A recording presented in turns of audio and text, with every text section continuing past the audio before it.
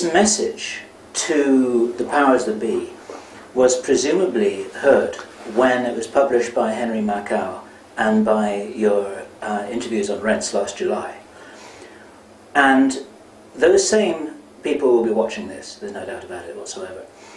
And what indicators have you had that that message has been heard, action is being taken, changes are being made? Well, what are the pros and cons of this in terms of measuring progress? Because a lot of people want to know the answer to that. Well, look in the papers. You see, for example, the reports in the New York Times from Davos. You see George Soros saying that the dollar will cease to be the key currency. You have stories in the New York Times, again, saying that the Pentagon has changed their basic doctrine to country building, right? You have Prime Minister Brown running around saying we've got to put India and Brazil and some African countries into the UN Security Council as permanent members. You know, and then you see the U.S. market like in a kind of short circuit, right? Because something's happened, you know? Right, but you also see Japan, I mean, watching the news daily here, and basically Japan is sort of on shaky ground as a result of the U.S. dollar getting on shaky ground. How does that link up? Okay, now, this is a false story that's been around, that without the American market, everybody's in trouble. But, you know, it's like a customer who comes to your bar and eats and drinks and never pays. You know, well, you're not going to miss him. You just have to sell to somebody else who actually pay you for it, you know.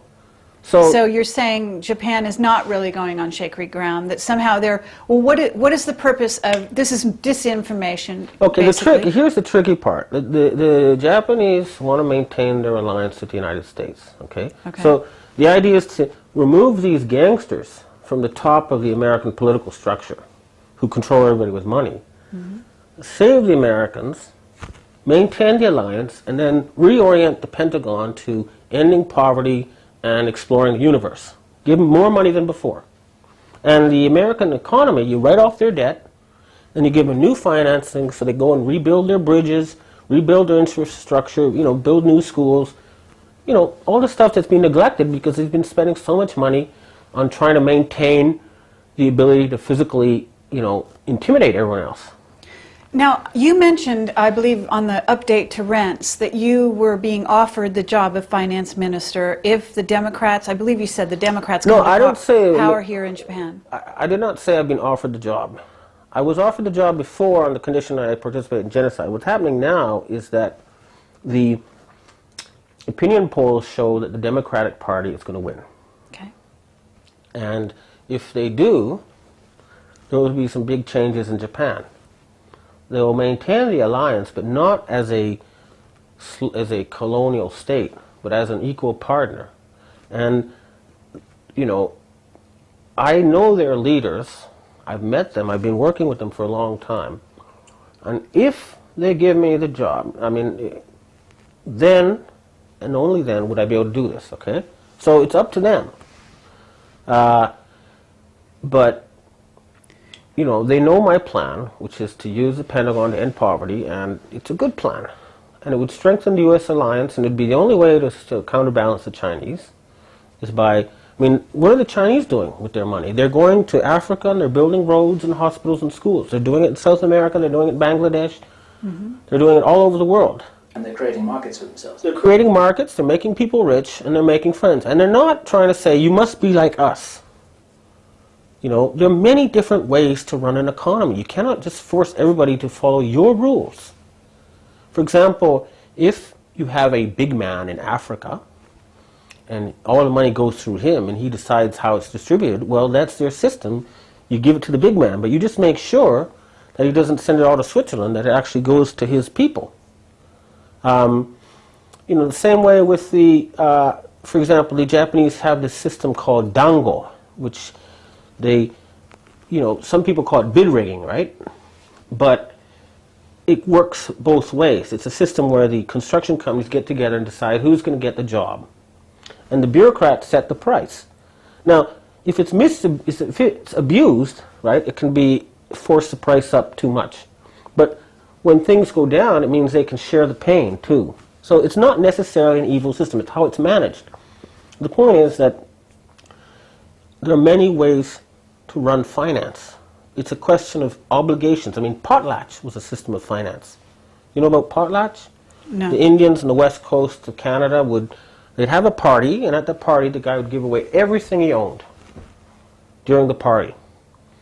And then, you know, he would start going to other parties and start building up stuff. And the guy who gave away the most had like the highest status, right? So it was a way of maintaining financial equality. Spreading the wealth. And the people who spread the wealth the most were the most respected. So it was a good system, but it was ruined when foreign traders came in and started parasiting off it, and the Canadian government banned it. But the point is that all of these societies have had financial systems for millennia. You know, it's a way of distributing obligations among people. That's what it is. Why do civilizations have to clash? I mean, why can't they be friends? You know, that's the point. The Chinese don't want to have some ultimate war, and they don't want to conquer you. They just want to be your friends. That's it. It's that simple. Make friends, make love, not war. I mean, you know, that's what. Okay, that's what it's all about. This sounds incredibly wise and very level-headed. Bill, let's have your question, because I thought it was a good one. Presumably, 6 months after you first delivered this message, as a sort of representative, as a messenger to the powers that be in the Western world, on behalf of the Asian secret societies, they, with their ears to all kinds of intelligence in their own networks, must themselves have given you some feedback about whether they felt that this message had been effectively delivered or not. What have you heard from them since then? I'll be honest with you, I'm going next week to talk to them. And so it would be better to ask me later. But the only thing that they disapproved of is when I made those threats to kill people. They say, you know, that's very rude and such things are best left unsaid. But what they've told me is that, you know, they'll do what I say as long as I, you know, stick within the original promise, which is a war against poverty and to save the environmental destruction and to put an end to war. Those are the goals. Permanent global peace, no more poverty, no more environmental destruction. That's the bottom line, and if I stick to that, they'll support me. When you met with Rockefeller, yeah, and you interviewed him, and we watched the interview, I mean, it felt to me as though he basically sort of danced and sidestepped and never really directly dealt with anything that you asked him. Now, I don't know what your take was on that interview. Well, look, I mean, I knew, you see, first of all, that if I had done a hostile interview, I would have got nowhere. Mm-hmm. And so I stuck to the way corporate journalists are trained to talk to people like this, you know, within his parameters. Right. But the point there was just to show people that I could have had him killed if I wanted to. Mm-hmm. That, you know, I knew where he was. I could have just called up the guys and say, you know, bring him to a warehouse somewhere. The point is that all those people in the Western elite now know that if they travel anywhere in Asia, or in fact anywhere in the world, if I want to, I can get to them. But that's not what I'm about. I'm not a gangster. I'm not a murderer. I'm not a criminal. So I don't want to have to do that. I really don't. But do you think that Rockefeller, I mean, did he give you any indication, even after the interview when the cameras were off, that things were changing or things were going to change? Well, I mean, it's really not in his hands anymore. Okay. Because, like I say, the dollar can be destroyed. Right. And oil is an obsolete energy technology. You can burn water. You separate out the hydrogen and burn it, and this whole nonsense about how you have to put in more energy than you get out, it's just not true. Mm-hmm. There are many ways to get at least 4 or 5 times more energy out of it than you put in. Mm-hmm. The Japanese, a senior Japanese politician told me they had this technology for more than 30 years. There's the Nikola Tesla technology that's 100 years old. In other words, they've been holding back human technological progress in order to maintain control over their oil monopoly and, you know, take the people's money. Okay? Right. But now that's come to an end. Oil does not have to be used anymore. And the Chinese are now developing these new technologies. They've just started, but you'll see it Okay, now we happen to be party to some very great information that appears to be very solid, which says the Americans have had this free energy for 40 years, all right? Right. That they are terraforming Mars, that they do have bases on the moon, that China is on, they're in another moon race as we speak right now, but supposedly China is basically trying to follow them in their footsteps. But in other words, the stakes are much higher than oil. Oil's the cover story at this point. Well, if that is true, then it's really a question of trust. Okay, it's really a question of realizing that it's all one planet, we're all one people, and maybe they're doing that, but I still see ecosystems being destroyed on this planet, and I see a very, very incompetently managed planet Earth. There are so many things they could do. Well, why don't they terraform Earth? For example, they could put huge pumps in the dead parts of the tropical oceans and pump the nutrients up to the surface. And you could increase the amount of fish by 10 times, for example. If you end poverty, then people aren't going to have to, burn down forests. You end environmental destruction. And you have so many more intelligent humans helping the planet. In other words, they should fix the problems on the planet Earth.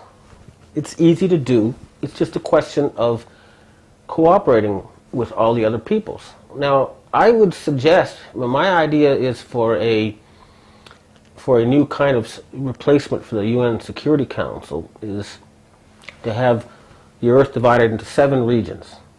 North and South America, Europe, China, Japan and Southeast Asia, the Muslim countries, India, and Africa. 7 zones. And each have 1 vote on the Security Council. And a veto would only cover their particular zone. So the Chinese can only veto a decision about China.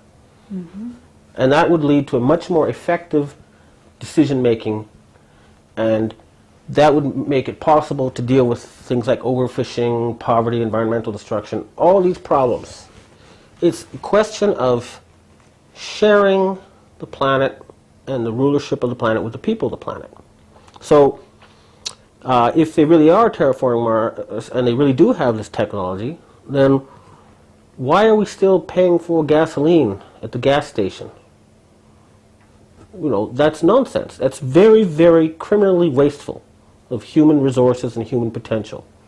So, I mean, just, with all due respect, I would suggest that what you need to also do is approach this whole band of secrecy that has covered the globe at the Americans, majorly at the Americans' request or demand, that covers things like free energy, like a secret space program, like, the fact that there may be other races from other planets visiting our globe. And this is something that you don't deal with. I don't deal with it on purpose because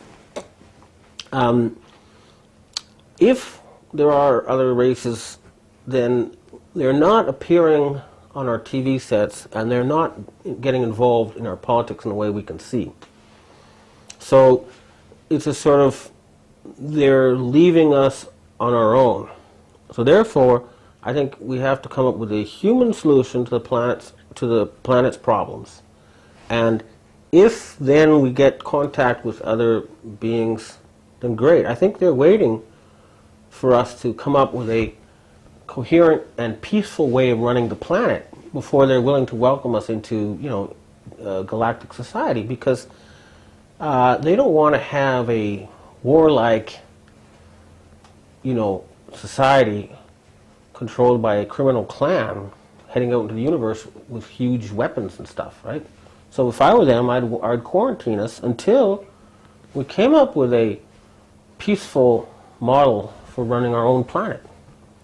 Okay, so you're talking. I mean, I'd hire you in a second. I'd let you run, be finance minister, because you have such a great in-depth sort of grasp of what is going on economically on the planet, and you also have a great vision for the future. And both those things are really politically amazing, something you never come across even in, especially in U.S. politics, not to mention most politics in other countries. So do you really think that you're going to be successful? I mean, do you have a group that's supporting you? I understand that you have the secret societies, but beyond that, have you set up, I don't know, a network prior to this? Yes, I mean, there's a lot of Japanese politicians who support me. A lot of intellectuals support me. The books I write are read by the most intelligent people in Japan. They're not, reading for entertainment. So it's amazing, given the subject matter, how many people do read them. But, they say the pen is mightier than the sword, and I think I've convinced a critical mass, and the last obstacle was this fear. But now the gangsters have also decided that they like what I'm saying. And of course I've told them I'll make sure they prosper more under the new regime than the old, because this is about win-win, right? And what about the American government? Has any politician from America tried to contact you? I've been contacted by intelligence peoples, like CIA, Pentagon, and Freemason peoples. Okay, and have they continued to threaten you, or are they trying to work with you? They're trying to work with me. I don't think they see me as a threat anymore. I think they understand that it's not what I'm about. I'm here for a win-win solution, And are you at liberty to tell us anybody in particular that you've dealt with? not at this point. Okay. But it's clear that the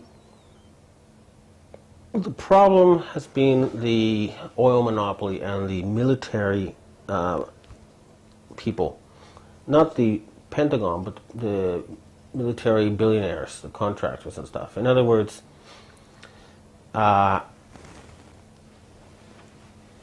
we need to get rid of the oil monopoly. Group. Yeah, it's really boils down to that. Just get us, quit keeping us addicted to oil. I understand what you were saying about the ethics of the secret societies. In other words, that they may well intend to take someone out if they misbehave, but it's very impolite to be so brazen about voicing it publicly. These things are presumably meant to be implied and understood without having to be so brazen and uncouth as to actually threaten somebody. This is my take on what you're saying there. But just to fast forward to a worst case scenario, let's say that there are some factions in the Pentagon or behind the scenes that have an interest, for whatever reason, sane or insane, in starting some kind of an attack on Iran that could lead to a nuclear escalation. Would you believe that in that situation, then these societies would actually start to take people out, because this would be unacceptable? Yeah, no, I mean, that would be certainly a line to be crossed, that shouldn't be crossed. I mean,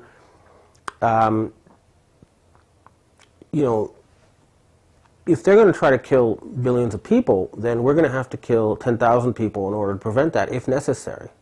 And the arrangements have been made. It's just a matter of me sending an email or making a phone call, or a matter of someone coming and killing me.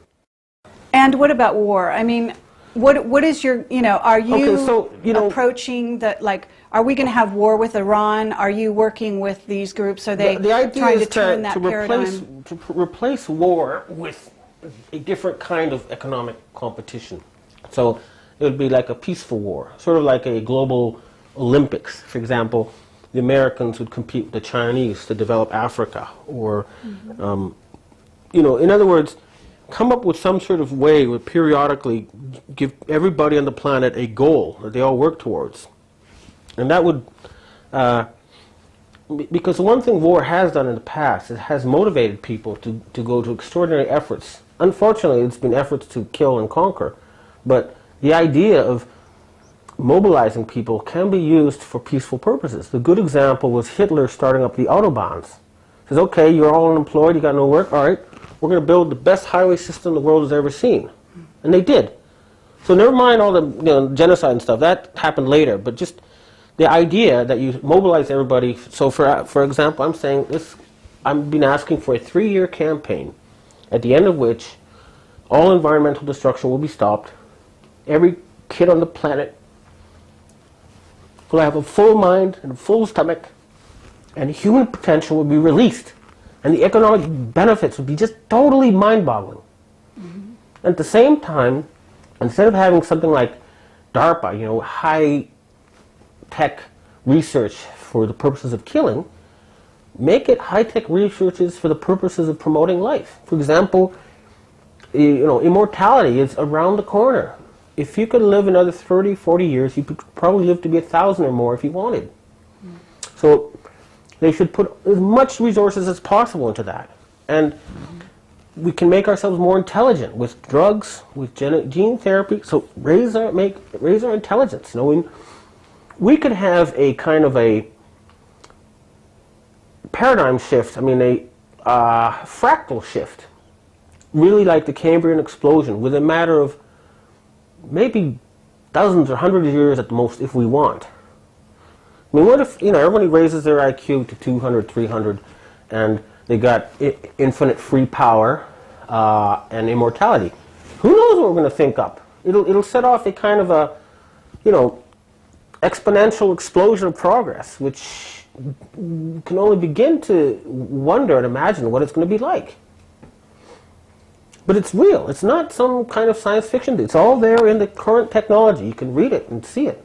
Right. So it's a question. We have it within our grasp. Yes, and so we should really just go for it. Mm-hmm. Try to save every soul you can. If we can make everybody immortal, we should. And then if there's not enough room for them, we'll have to go into space.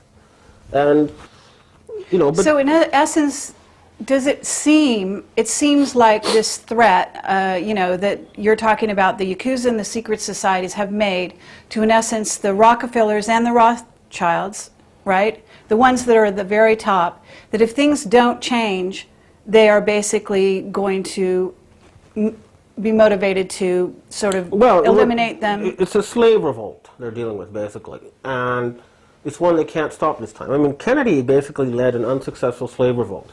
Right. In other words, these people are being like dogs in the manger. They're not trying to keep all the good stuff to themselves. Mm-hmm. And I think that we can learn about the future by looking at our evolutionary past.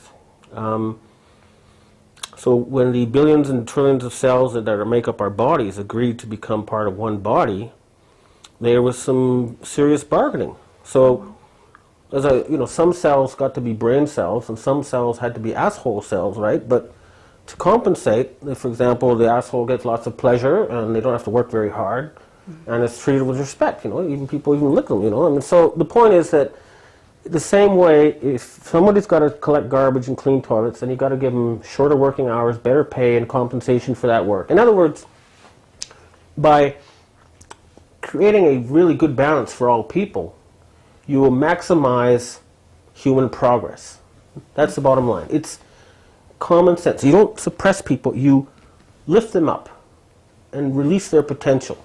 Have you been contacted by MJ12 or what we know, the Committee of the Majority that you know of? The contacts I get are like phone calls from different people. Do you know who Dan Burish is? No. Okay.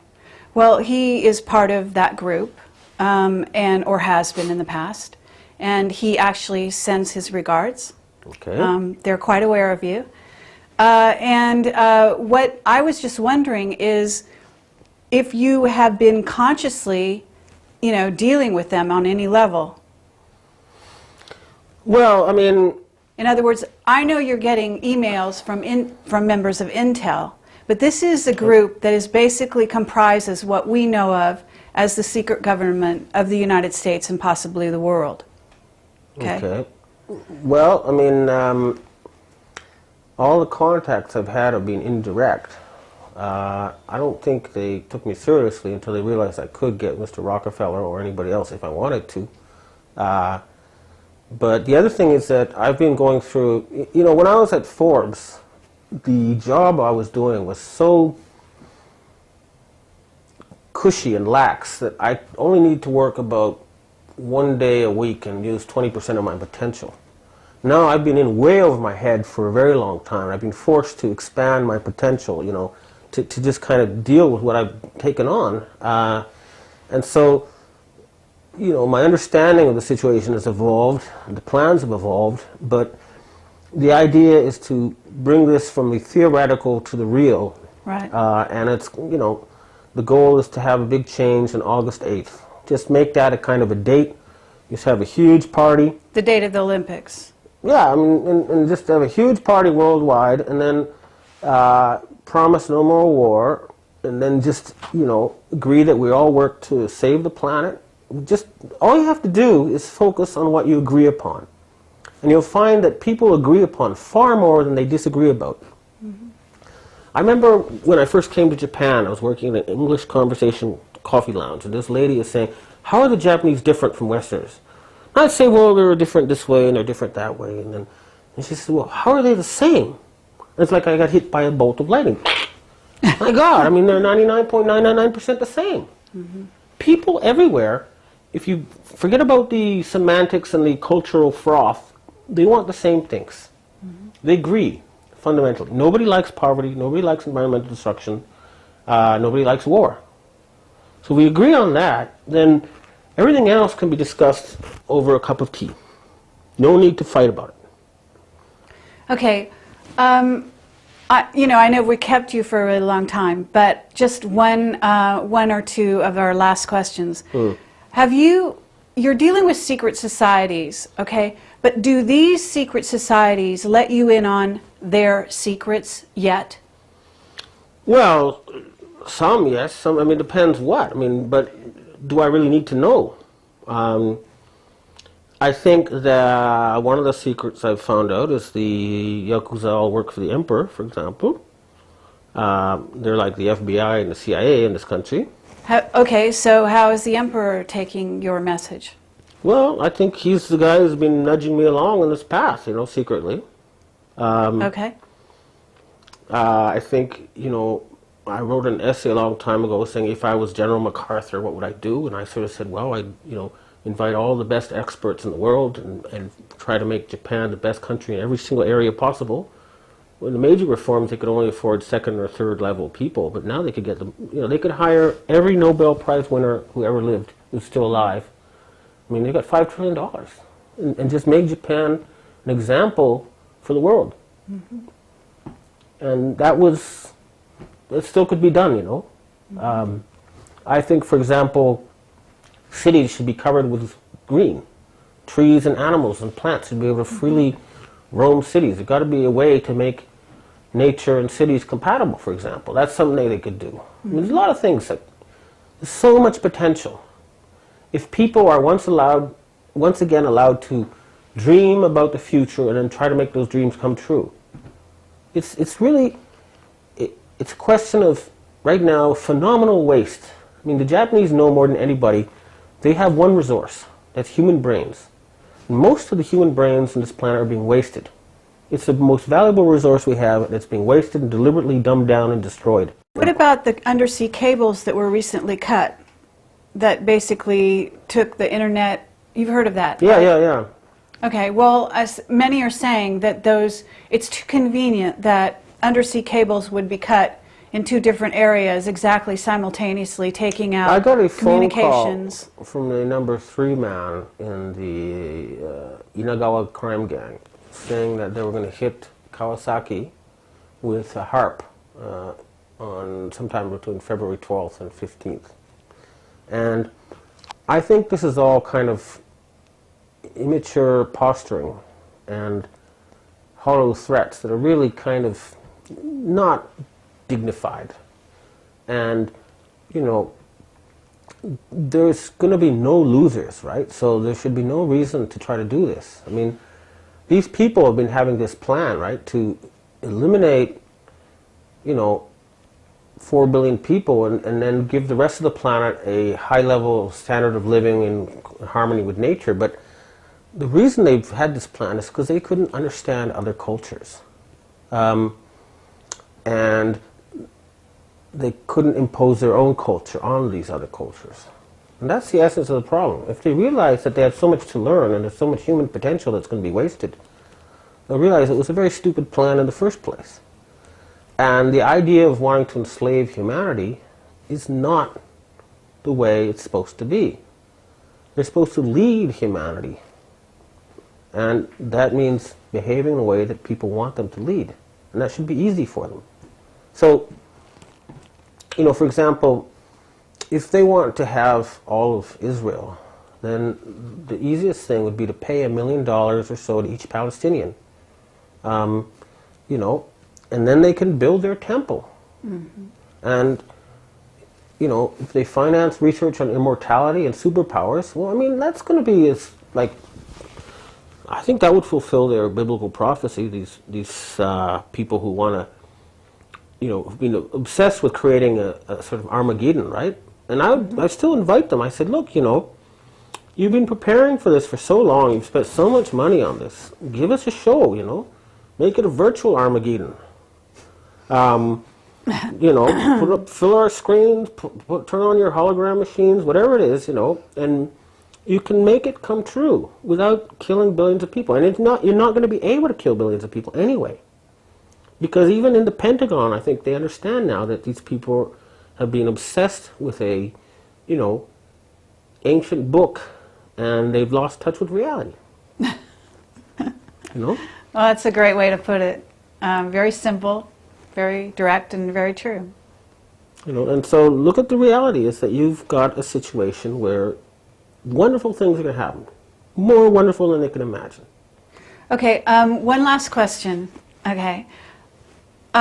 Magic. Okay.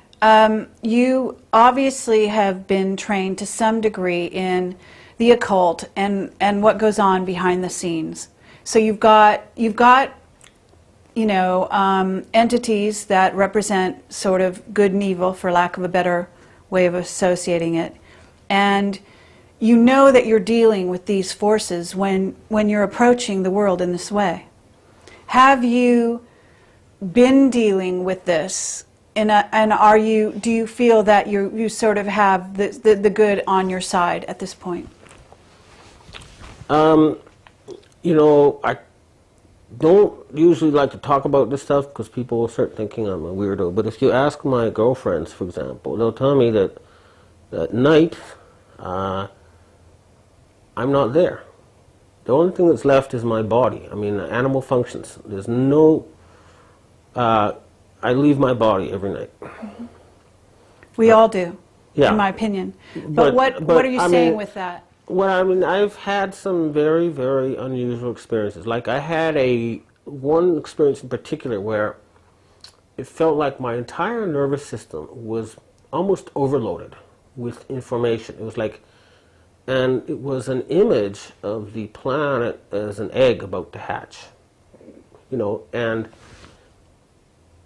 you know, really burst out into billions and trillions of species, and, you know, it's like the Cambrian explosion, but it was so intense. I mean, there's no really good way of describing it, but it's not something that you could have through a vivid dream or a hallucination, because it was like almost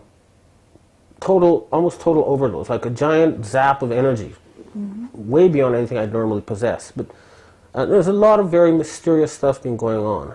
But I try not to mix that in because I'm trying to stay at the lowest common denominator of everybody's understanding. You know, because if you start talking about stuff like this, all sorts of people are going to get turned off and say, oh, he's a weirdo, he's a flake. Right. So, you know, I try to stick within the matrix, within everybody's paradigms and frameworks in order to make sure they understand the information. But you know you're working outside the matrix at this point, or you have the potential to. Oh yeah, no, I definitely, you know, actually I have a problem. I spend so much time outside of the matrix, I have trouble earning a living these days, so I have to get back in and do stuff to pay my bills, you know. Right, so the bottom line is that you don't have a job actually yet as finance minister, should that come about. So in essence, here you are in this incredibly interesting sort of position. You know, But it doesn't pay the bills. Well, yeah, I mean, I have jobs, I do pay my bills, you know, but I'm now working towards this. We're close. I mean, I say the target date is August 8th. I'll go to Taiwan, I'll talk to society, there's, you know, lots of big things are going to be happening, but, you know, I'm just hoping that the best thing is that everybody would agree that we need a fresh start, just a clean slate, have a big party, and then just change the way we run the planet. I mean, the post-war system has become dysfunctional. Mm-hmm. And the idea that a tiny Western minority can rule the planet is obsolete. It's not working. And that's what we have to get these people to understand. And it's not going to be a threat to them. It's going to be a huge benefit to them. Mm-hmm. It's going to be something they were wishing they had done years ago. Okay. It's like, why didn't we think of that? Why didn't we do this sooner? Do you have family members behind you? Yeah, I know. I have a lot of people behind me. I mean, my family in Canada, I don't have much contact with them, so they don't really, they think probably I've gone off the deep end, you know. But senior politicians in Japan and heads of the Yakuzas and stuff, they know where I'm coming from. Okay, thank you. Is there any final message that you'd like to give anyone who happens to be watching this video to see what you're going to say next? It's just going to be a wonderful, wonderful things are going to happen. That's the idea. Just absolute magic. I mean, everybody's dreams will come true. That's the goal.